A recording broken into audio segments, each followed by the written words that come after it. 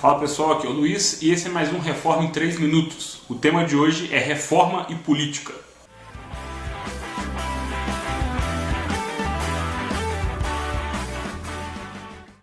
A Bíblia fala no livro de Gênesis, no capítulo 41, a partir do versículo 37 em diante, o seguinte: o conselho foi agradável a Faraó e a todos os seus oficiais. Diz Faraó aos seus oficiais: acharemos porventura um homem como este, em quem há o Espírito de Deus?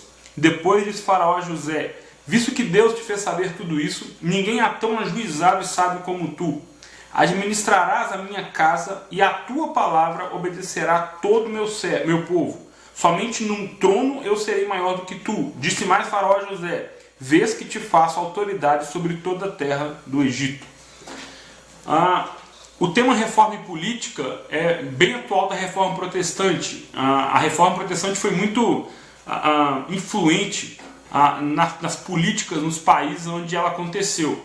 E uma reforma um pouco mais tardia foi a reforma na Inglaterra. Depois de alguns anos mais para frente eu quero até falar de John Wesley, que é uma reforma protestante também, é mais um eco da reforma protestante.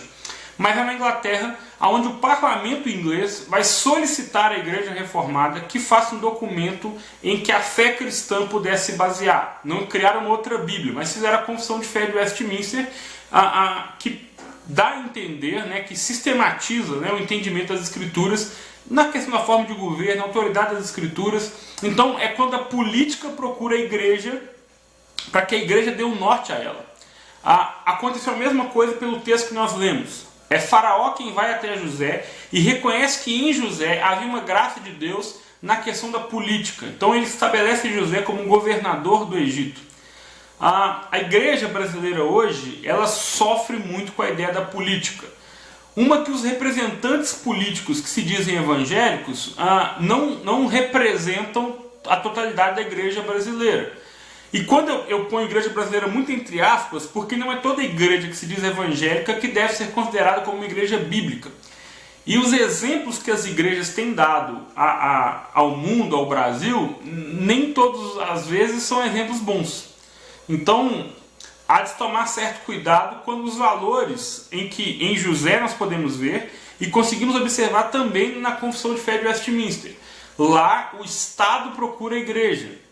Hoje, a igreja pouquíssimo tem influenciado a política e tem baseado a sua procura em alguém que a represente de alguma forma.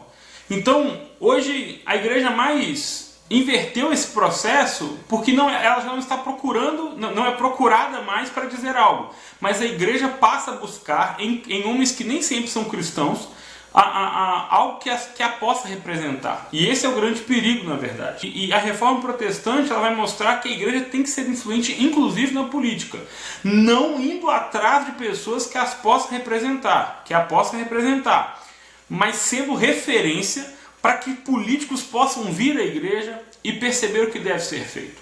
Então, note que o papel da igreja hoje se inverte muito. Criamos alguns super-heróis e praticamente por não termos opção, né? Então qualquer pessoa que não seja corrupta já está de bom tamanho para a igreja. E isso é terrível. Não que a pessoa não seja corrupta, mas só a ausência de corrupção não significa que ele representa toda a igreja. Existem outros princípios que são tão importantes quanto a falta da corrupção, a ausência de corrupção.